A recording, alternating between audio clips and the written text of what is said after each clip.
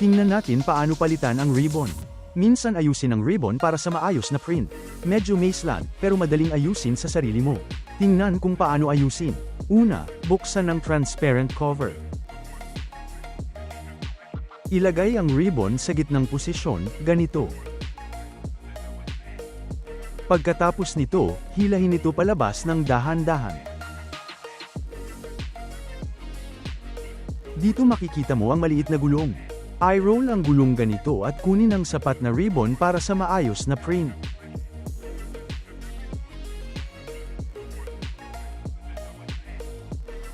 Pagkatapos nito, kailangan mong maingat na ibalik ang ribbon sa attendance machine. Tingnan ang posisyon. May puwang sa pagitan ng print head at stainless steel plate. Siguraduhin nakapasok ang ribbon sa puwang. Ipasok ko na ito.